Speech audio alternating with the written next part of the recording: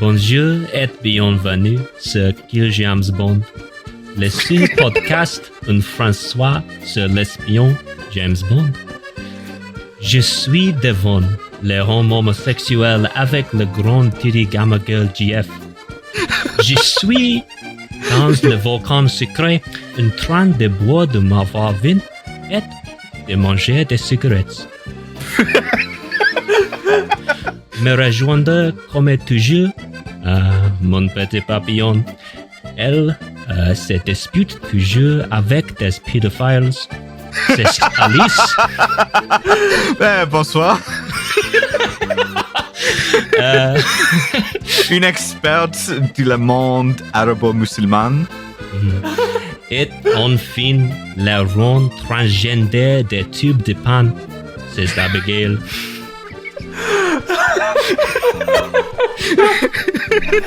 Oh merde. Aujourd'hui, nous parlons de films de 2006. Sorry. L'autre film avec Jean Dujardin, Bérénice Bejo, produit de Michel Hazanavicius. Ce n'est pas The Artist. C'est OSS 117, Le Caire, Nid d'espion. Vous êtes très français, en fin de compte. Merci.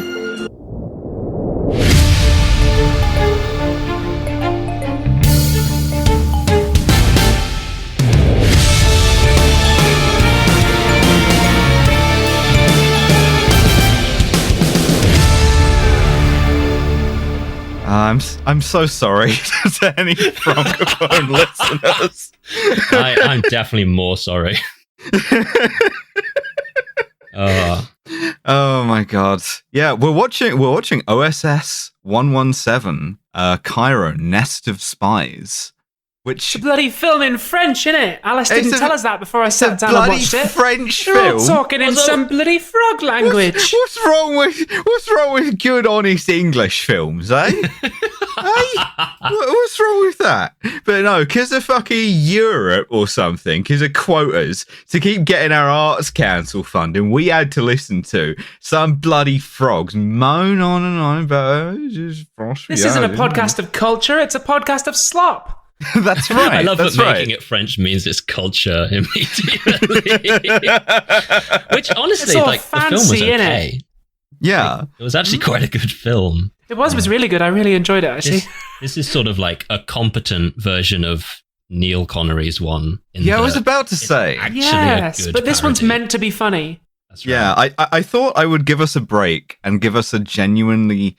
It's not perfect, it's not unproblematic, but a genuinely fun film to watch. The word I would use is romp, once again. I feel that we have romped here.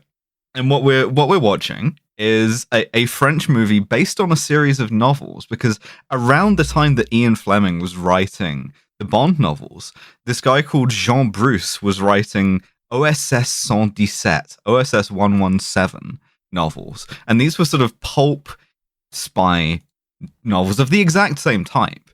And it's very funny, right? Because like, there but for the grace of God, if France had been a slightly more successful great power than Britain out of the Cold War, then we would be doing a Kill OSS 117 podcast. And we'd be taking a break by watching some sort of hilarious James Bond comedy. Yeah, we'd be taking a break by watching the original Casino Royale with David Niven. Which we'll do this at some film point. reminded Stop me a asking. great deal of The Naked Gun series. Yes. And Yeah, Police yeah. Squad. Slightly less emphasis on sight gags and so on. It's but very it has that Zucker, kind of Abraham like- Zucker, yeah. Yes, it does have that feel to it. So, I mean, this is the thing, right? They made played straight OSS 117 movies in like the 50s right through to I think the 70s. Just sort of into that same meld of Euro spy movies that OK Connery existed in. And then in 2006, Michel Hazanavicius decided, hey, we're gonna revive this. We're gonna get Jean Dujardin, who's a fantastic comic actor.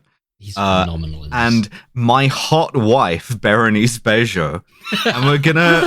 He's a wife guy. I appreciate it. Oh, it's like the Resident Evil series. It's a series of films about how hot the Maker's wife is. Yeah. And we're gonna deconstruct Bond movies and also French racism and colonialism. And this is the result. Cairo, nest of spies. And this same team, this same group of three would go on to make The Artist, which would win a bunch of Oscars. They made a sequel to this too, which is also very good. They've got another sequel planned as well, coming out, I think, this year. Yeah, I was very excited to learn this, and then that excitement very quickly tempered because Tell me why. I saw this movie when it came out because I was a little fucking snob. I was a little francophile, and I was like 15, and I was like, "Ooh, yeah, I'll fucking watch this." And I really enjoyed it. It really charmed me, and I watched the sequel, and that one charmed me too. And so after a gap of like more than 10 years, 12 years, they're going to make a third one. But instead of Michel Hazanavicius, because he's too woke now, they gave it to literally been voted France's 14th most hated person, fail son of the left-wing figure Guy Bedos, Nicolas Bedos. And it's called Alerte Rouge en Afrique Noire, and it's branded as the most politically incorrect yet. Oh no! So they're just doing the commentary on French colonialism, it's literally the straight. text arcing overhead and looking instead at OSS on set and being like, "Wow, cool sexism." OSS trop de gender. Yeah, I'm still gonna watch it because it's got Fatou Ndiaye in it, and I've had a massive crush on her since she was in Engrenage.